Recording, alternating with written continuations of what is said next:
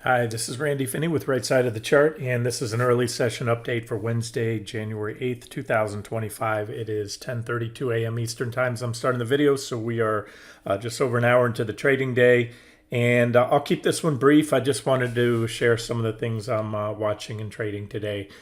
Starting out with QQQ, I want to point out on that this is a daily chart here that we are once again testing the 50-day moving average. That's this yellow line here. We'll turn everything off so you can see it. The 50-day often defines trends, shorter term, near term trends, and you can see we've been testing it now for matter of days. It's a level I think will ultimately go. Big question is, we get one last hurrah off it. I'm guessing yes. Not sold on it. All I'm telling you is that that's my expectation, and I'll show you why. We have Apple at support as well. It's kind of a mixed bag out there right now. We've certainly seen some deterioration lately, but again, nothing because so far we're going sideways. As I've mentioned lately, it's been a active traders market. Just came the rips and dips. And that's it. So if you are an active trader or swing trader, investor, whatever you are, looking for upside, you can buy the 50-day, put a stop somewhat below. If you're trading on the daily time frame, you use a daily, solid daily close. And if you're trading more actively, then you're using different moving averages on a 15-minute or 60-minute chart or whatever you're looking at. So I'm going to show you the 15-minute chart. Positive divergence on the futures, and also Apple at pretty good support right now, and that's why I'm favoring one last hurrah off this level before it ultimately goes. So, all right, that's the. You can also see some price support there. I've had about 509 and a quarter. That defines these reaction highs here, and then recently that's where the buyers have been stepping in at. So that's QQQ in a nutshell. 60-minute chart, the one I've been showing you lately, is we did, of course, as I mentioned many times over recently, we broke that trend line off the August 5th lows. We had a couple whipsaws around Christmas time leading up to and after, but that holidays are clearly out of the way. So what we've had recently is a back test of the trend line after going clearly below it, and a rejection there. And again, I think a break of the recent lows will open the door to some more impulsive selling. It will also take out the trend line I'm about to show you in Apple. But as I like to say and often do, support is support until unless taken out. So let's look at the biggest of all. Apple, still the, as of now, it's been seesawing with NVDA and some others, but it is the top largest component and largest stock by market cap.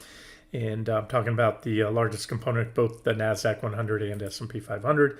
And you can see here, nice, well-defined trend line coming off the April lows, one that I've highlighted recently. And we're there. And you have, even though we are coming off a big divergent high, these are the cross currents, guys. Big divergent high that tells me if and when that level breaks, we're going quite a bit lower. However, right now, all I can tell you definitively, not my opinion, this is fact, we are at support. Support is support until unless broken. So therefore, I can make a case to go long for, especially for active traders. You know, you start trying to thread the needle or picking up nickels in front of a steamroller would probably be a better analogy when you're buying at an uptrend line that's getting very long in the tooth with some recent sell signals on the longer term charts. But with that being said, we're in an uptrend and that's it. So all I can tell you definitively, we're at support with 60-minute divergence. You can see there, 60-minute chart has positive divergence right there on Apple. And as does, I just jumped down to a 15-minute chart here. This is a 15-minute chart. And that would be probably an uptrend line. I would tweak it to right here, giving you this bullish falling wedge. And that pops, we're going to probably run up. So starting out with that one to just show you that setup there. And on the Nasdaq 100 NQ, for you futures traders, these are the futures. They're going to show you a different picture than QQQ. I liken it to X-ray vision, or I'm a big boater, fisherman, and those of you that are, especially in saltwater environments and sunny areas like Florida, you know, you got to wear polarized glasses. You can't see the polarized glasses cut through the glare, the reflective glare on top of the water. You can see the fish, you can see the rocks on the bottom, so you don't hit them in the boat, all that good stuff. And that's what I think I equate the futures to, because it's round the clock trading. Whereas you're looking at a QQQ chart, you're only seeing what's happening from 9:30 a.m. until 4 p.m., a small fraction of the day. So right here, one of my go-to swing trading, active trading timeframes lately, as I've talked about, is this 15-minute chart. And so I have the Nasdaq 100 futures at support, 21,200 right there. Pretty good support level. I've had it here for a while. Reaction there, some reactions there. Then we broke above it, reactions from above, and that's it. So pull back to support with positive divergence. That's all I need to go long. And I've been long. I've been holding on to these. I started looking for this bounce yesterday, was it? And I'm still looking for the bounce right now, but not married to anything. That's trading. That's the thing about support. Once it is broken, then that's a sell signal. Your next support, by the way, and it's a pretty good one. You have two distinct reaction lows down here, and that's at 20,944. We'll call that 21,000. So if that breaks, and that would also, that's the recent lows. As I said, we need to take that out to open the door, I think, to more selling. But as of now, we're at support with some additional support, not too far below, but then we start to take out things like that uptrend line in Apple and other things like that. So watch it all collectively. And again, I think it's a great time, as I've been stating for the past several weeks now, to be a flexible trader, long, short. And if you look at SMCI, as I just mentioned the other day, I gave you a couple of my picks. If you are trading a long, short portfolio, like example, I just made a case you can buy Apple again. It's going to break down sooner or later, I believe, below that trend line, but you can buy it right now. But I've also mentioned 2 days ago, short SMCI right here at the 38.20 level. So far it's down 14% or whatever it is, 12 from there. And then I gave you NVDA too, also at resistance, and highlighted that as a short right there. And so there's a case of being selective on certain names. I still am longer term bearish on Netflix as well, and Tesla. Netflix is moving down off that wedge breakdown there. Tesla. So that's what we're seeing is that tight correlation between the Mag 8 or Mag 7 or whatever you want to call them. We're starting to see some of those breaking down. And once the last holdouts, like Apple, just mentioned, break, then you have a pretty much all clear, and you keep it, to me, and then I keep it simple. I press the NQs pretty hard, the index shorts. But when the market's grinding around, again, you're seeing this grind around because some are going up, some are going down. That's where I like that active trading strategy for the Nasdaq 100. But when we get at some point, whether it's the next uptrend or the next downtrend, then I put on that swing or trend trading hat and become less likely or less inclined to reverse and go long on 5-minute divergent lows, 15-minute divergent lows at support. Because what will happen is once the floodgates break, we finally get some good sell signals on the longer term charts, you tend to smash right through those support levels and burn through shorter term divergences. And then I'm more focused out on the 60-minute daily and weekly charts. All righty, that's it in a nutshell. Oh no, that's not it for the markets. One more. That's it for the Nasdaq. IWM. This is a pretty big one right here. You can see. Let me draw it on this board here. Okay, there. I have it here. This is the small cap ETF, IWM, Russell 2000 Small Cap Index.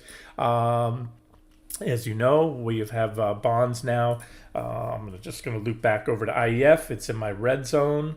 I'm sorry, my orange zone, clearly my orange zone. I'm going to get to treasuries in a second, TLT. But as I've warned about back here and warned about it again, this is where the stock market starts to take note of rising yields. And it's not mere coincidence, far from mere coincidence. The market stalled out. Santa never came for the Santa rally. Why? Because treasury yields. So you can blindfold me and I can, to a greater or lesser degree, trade the stock market. and over the last year or two, because it's hypersensitive to rates. It's fine when we're up here. Market will do what it wants. It's not to say that it can't correct, but that's net bullish. But the whole world's watching these higher rates right now. And now we're coming up on support here. I remain long and bullish the treasuries. It's also a great for the swing and trend accounts. For the shorts on QQQ, you can see how well it's working. Let me just show you something here in a second. I'll try to get to this morning early before the markets opened, about 5 a.m. We had a tank in the futures, stock futures, with a perfect correlation with a tank in treasury bond futures. And so what that meant is yield shot up and the market immediately went down. So again, down in this range, and it gets, the further we go, the market becomes increasingly sensitive to higher rates. And so that will determine where we go. So now we have positive divergence here on the 2-hour chart. There's a 60-minute chart, positive divergence coming up on support on IEF. So again, I think we'll bounce soon. And if not, then that will, if the rates keep going down, it bodes well for the long-term swing short, trend short that we have on QQQ from the bearish engulfing candle a few weeks back. Again, I'm speaking to the trend and longer-term swing trader right now. Those sell signals are still intact. My guess is a little bounce first, but again, not married to that. So let me get back to IWM. The whole reason I digressed, have that tangential brain. Small caps are much more sensitive to interest rates and rising yields, or falling yields for that fact, bullish and bearish when yields go up, because they are much more dependent on borrowing than large cap companies. Companies, think Apple, think NVDA. Some of the biggest problems Apple's had in recent years, what to do with all its cash. That's a great problem to have, right? Apple only has debt because the Fed created this reckless policy of zero interest rates really since 2008, and kept them rates near the floor throughout that time. And so Apple, as well as a lot of other companies, even though they had more cash than they needed for capex and everything, they turned around and issued bonds only because they could. Why not take out virtually free money when you can, when you have a AAA credit rating and rates are near the floor? So they use that money to use financial engineering, that what's going to be the demise of this market ultimately, and that's buying their stock back, stock price manipulation through, again, it's legal, but that's what they've done. We all know that they've done these massive stock buybacks and continue, and that's what big part of why they issued bonds. Again, borrowed money at rock bottom rates to do that, and it worked out well for them so far. But here's IWM. These are the small caps. They've certainly taken note of that rise in rates. You can see they've been knocked down off the recent highs, which was a big divergent high to the tune of about 11%. So they're certainly in correction mode. But what I wanted to point out to you, we are walking the line. This is the primary uptrend line from the 2023 lows right there back in October. And we have the 200 days just below that. So a break, solid break. Again, a solid break, solid close. It's a daily chart in itself is a sell signal. And once the 200s are clearly taken out, that's an additional sell signal. So I am sharing this as a trade setup. If you start to see treasury bonds rally soon, then even if we whipsaw down through here, you'll probably get a relief rally in small caps. If treasury yields continue to rise and bond prices continue to fall, that you cannot spin that fundamentally as anything but net bearish for the small caps. So just wanted to point out they're right there right now.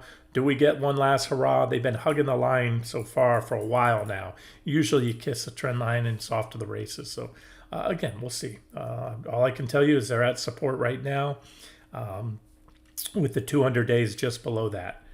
All right, so there's your update on the equity markets, including Apple, and then a couple of the big names, the NVDA, SMCI. Crude futures. I shorted crude this morning. I want to get that out to you.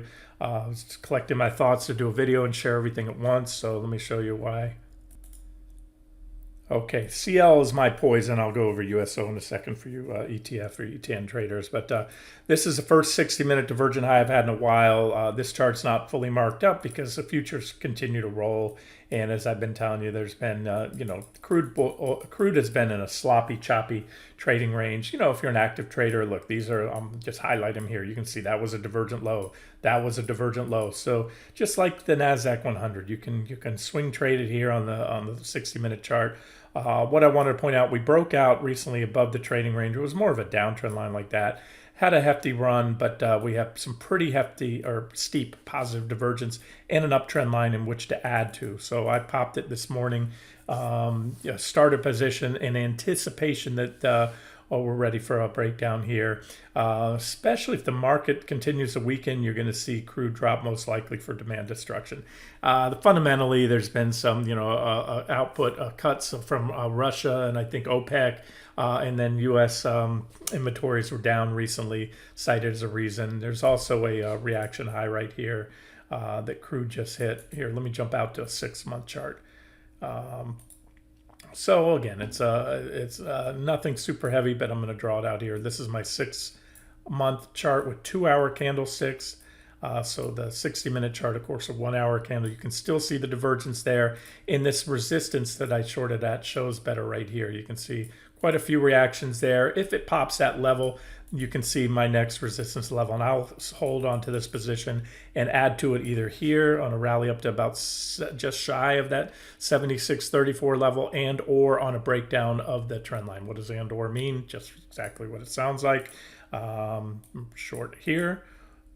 And or on a break of the trend line, whether it comes there or whether it comes sooner, and looking for a pullback. At this point in time, I'm going to get a feel of the equity markets, and probably going to take a quick buck on it.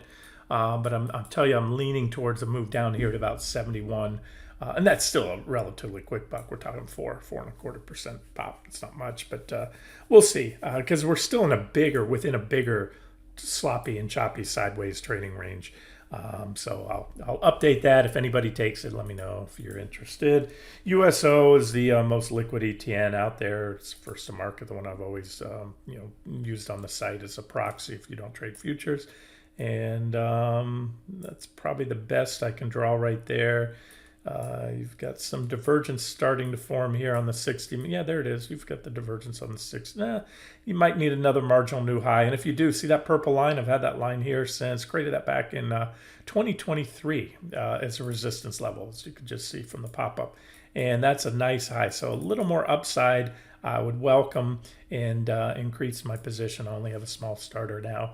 Add to that there. And that will also give you divergent high here on USO as well. All the better when you can see divergence on both the futures and the ETFs or ETN that track.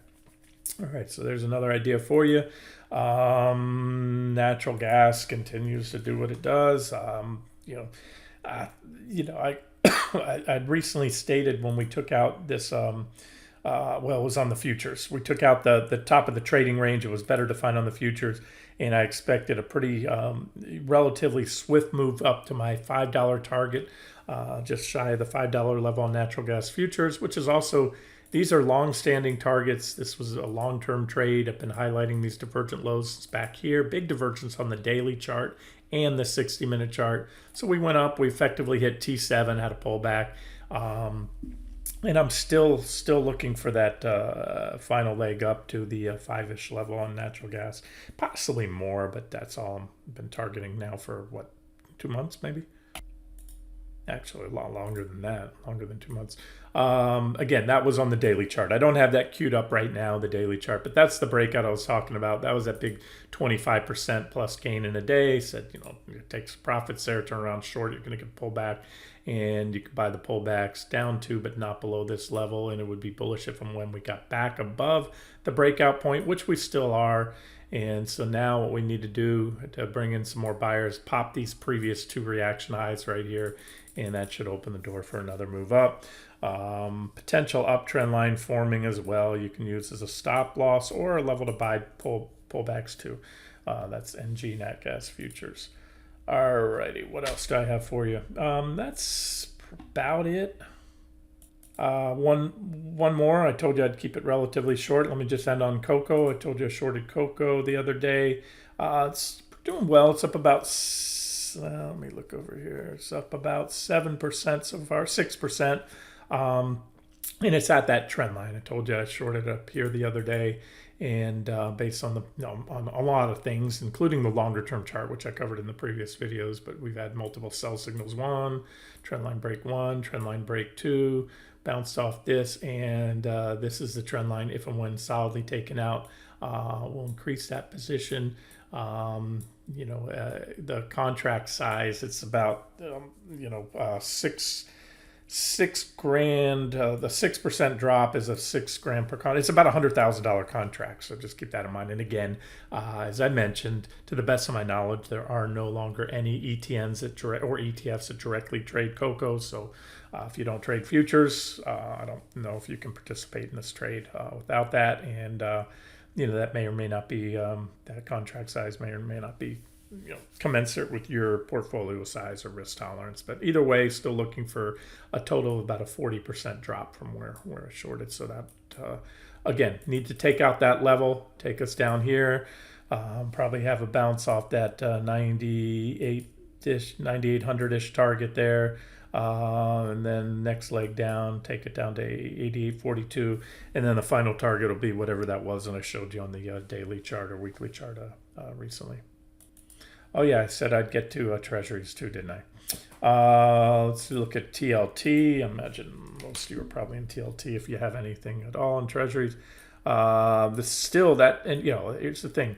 The chart's the same case that I made back here a couple weeks ago or a week or two ago was still being made. That's a positive divergence at or near support.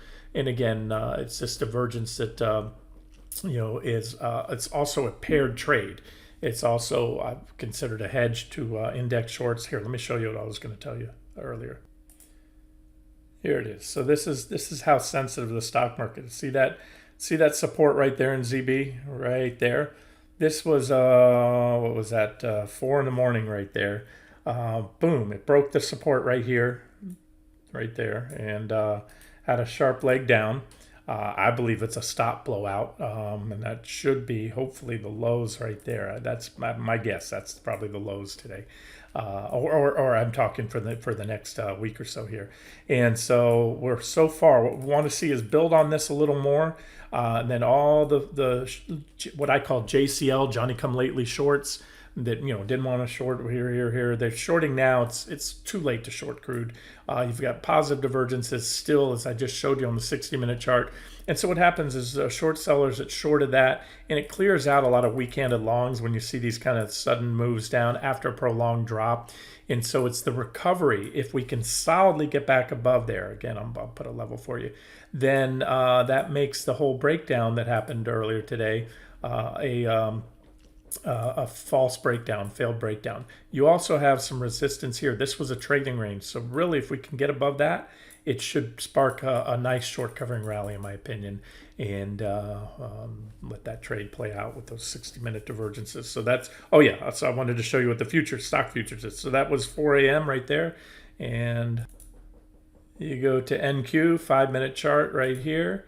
And there's that same drop. No, where are we? Yeah, it came after. See that? So that was all the better. So you see that futures were kind of shrugging that off. There was the 4 a.m. mark, but right there, it was shortly before that.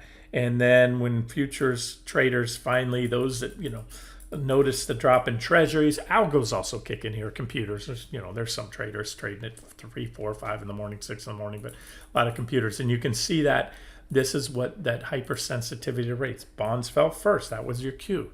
So maybe you're, up, or you're on the other side of the pond and you're trading, U.S. futures. Watch those treasury bonds. When you see that, when you saw that drop in the 30-year and the 10-year bond, it gave you plenty of heads up to either short or get out of an NQ long or turn around and short it, and it followed. But then what happened is, you've got on the 5-minute chart here, at least on the positive divergence, and there's that comparable trading range I just gave you in ZB. So if we can get up here and pop the top of that range, Treasury bonds should be rallying. And remember, if Treasury bonds rally, that means yields are falling. Stock market may like that. That may support that last hurrah off that trend line in Apple and pan out, give you that 15-minute positive divergence I highlighted earlier right here.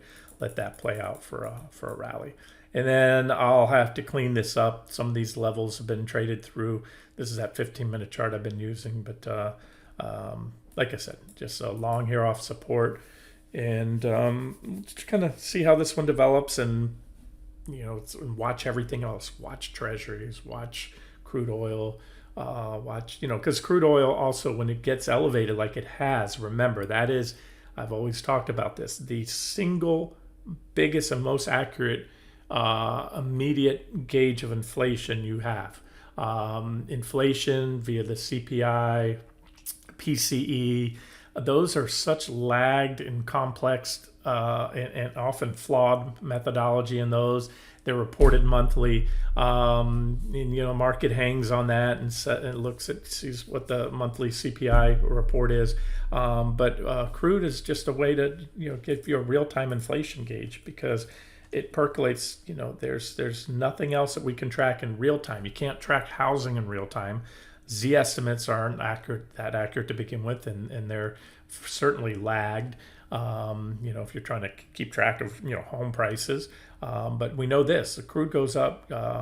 Just about everything, or a lot of things, ultimately are affected by crude oil. If it's not used in making it, like plastics and other things, the energy to manufacture goods, to transport goods. Planes don't fly on water. Trains don't fly across tracks on water. Ships don't sail. When was the last time you saw, a super tanker out there with a bunch of mast sails up? No. So my point is that yes, this is everything in an inflationary environment. The markets will be hyper focused on crude oil, and you can see. So that's it. So an abatement, if we get a pullback in crude, which again the charts indicate, in my opinion, with maybe a little more upside at most, but I don't, the way I work, I'm not going to hold out for an extra fraction of a percent upside. That's why I wanted to start scaling in today, with room to add if we get there. And then if something else happens and the divergences start getting burned out and crude really starts doing this, well, I'll tell you one thing: if crude does that and just keeps going up and gets anywhere near these are the multi-year highs right here, right? This is when and treasury yields spike, inflation, everything, stock market would start to freak out if crude gets up there, and then that's just going to bode well for the short. So this is another, in my opinion, another way to kind of do an indirect hedge on index shorts, because if you're short crude and it continues to go up, again, you're going to place your stop where you think it's going. But if you're using it as an indirect hedge, if it goes up, you're going to lose money on your crude short, but the stock market should fall, because this is inflationary, and that's going to most likely put pressure on rates or at least worries on the stock market. So another, along with treasury bonds, another potential indirect hedge if you choose to use it that way. And at the end of the day, I would never take a trade as an indirect hedge if I couldn't make a case to be long or short that position. So I still, again, treasuries, giving them some room, and on crude oil now joined on the short side there. Okay, we're exactly at the 28-minute mark. I'm going to wrap it up here, get the video out to you guys, and I'll continue to hunt for additional trading opportunities. This has been Randy Finney with Right Side of the